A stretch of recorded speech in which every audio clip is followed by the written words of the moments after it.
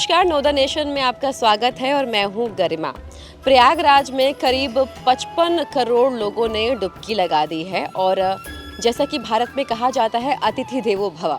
अब आप खुद सोचिए कि 55 करोड़ लोग जब प्रयागराज में आएंगे, उनकी रुकने की व्यवस्था होटल से पूरी नहीं हो सकती है। उसके लिए यहाँ लोगों ने होम स्टे शुरू किया है। लोग अपने घर में लोगों को ठहरा रहे हैं और सेवा भाव से भी काम कर रहे हैं। हमारे साथ कुछ लोग हैं, आइए जानते हैं पूरी प्रक्रिया, क्या क्या आइडिया था, कैसे कैसे इनको ट्रेनिंग मिली, क्या इसके लिए सब कुछ बताएंगे। जब इधर होटल सारे बुक हो गए तो फिर होम स्टे के लिए जो है हम लोगों से कहा गया और हम लोगों को बाकायदे विभाग द्वारा एक ट्रेनिंग दी गई, पर्यटन विभाग द्वारा, और उसके बाद हमारा होम स्टे शुरू हुआ। प्रयागराज वासी क्या बोलेंगे? अध्यात्म का जो सैलाब इस बार प्रयागराज में आया है, ये प्रयागराज वासियों ने कभी न देखा था, न सुना था, न एज्यूम किया था।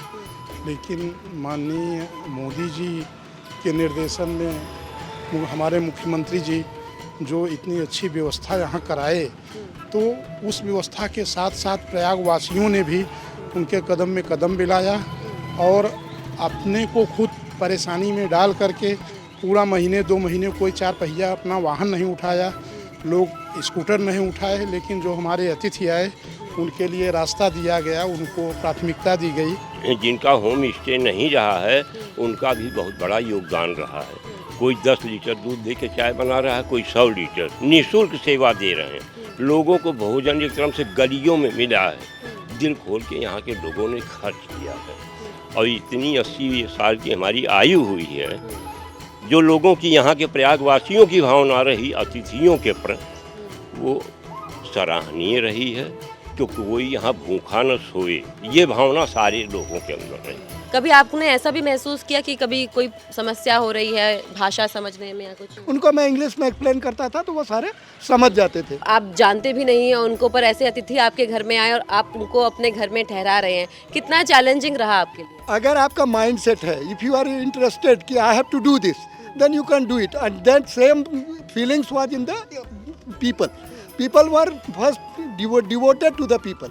उन्होंने ये कहा कि आदमी आदमी के काम आता है, तो ये मौका है जब हम अब 144 साल बाद आया है, फिर 144 साल बाद आएगा, पता नहीं हम लोग होंगे कि नहीं होंगे, तो कम से कम ये मौका मिला है। तो इस मौके का लोगों ने फ़ायदा उठा करके और सेवा भाव से बहुत ही उनको संतुष्ट करने की कोशिश की। यहाँ मेले में 40 वर्ष से कम के जो एज के थे, जो युवा हैं हमारे, उनमें सनातन का श्रद्धा भाव का इतना जोश देखा गया है कि मुझको लगता है कि जितने लोग आए थे उसमें लगभग 50% तक संख्या युवाओं की रही है, जो 40 वर्ष से कम के हैं।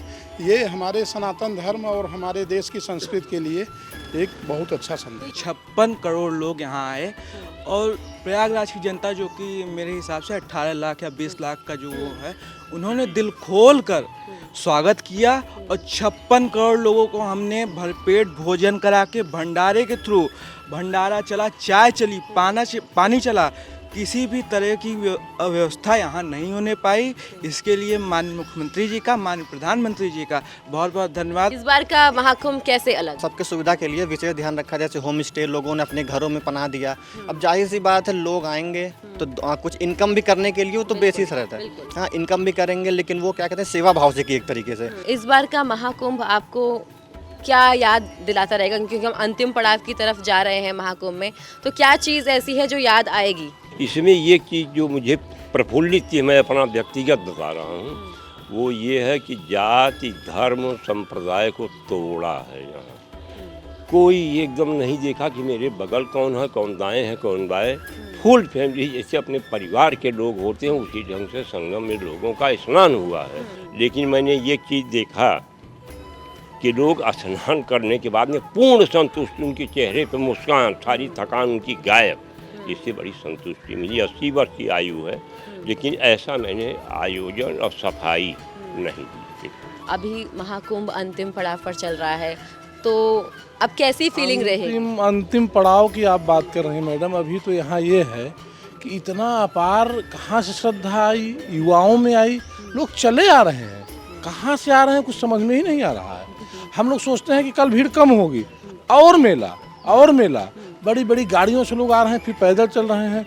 लेकिन पैदल चलने के बाद जब वो स्नान करते हैं, वहाँ से निकलते हैं, तो उनको अजीब एनर्जी मिलती है। उस एनर्जी के बाद जो है उनके चेहरे पे जो मुस्कुराहट होती है उसका आप किसी से तुलना नहीं कर सकते हैं। तो प्रशासन की तरफ से कोई मदद मिली आप लोगों को? प्रशासन का पूरा सहयोग रहा है। प्रशासन ने कभी किसी को परेशान नहीं किया और उसमें जो माननीय योगी जी का निर्देश था कि किसी भी आदमी को मारा न जाए, डांटा न जाए, आप हाथ जोड़ के निवेदन करें। तो ये थी प्रयागराज की जनता जिन्होंने दिल से दिखाया कि अतिथि देवो भव क्या होता है। और इसी तरह की वीडियो देखने के लिए आप देखते रहिए नो द नेशन। गरिमा के साथ मैं हूँ प्रयागराज महाकुंभ से।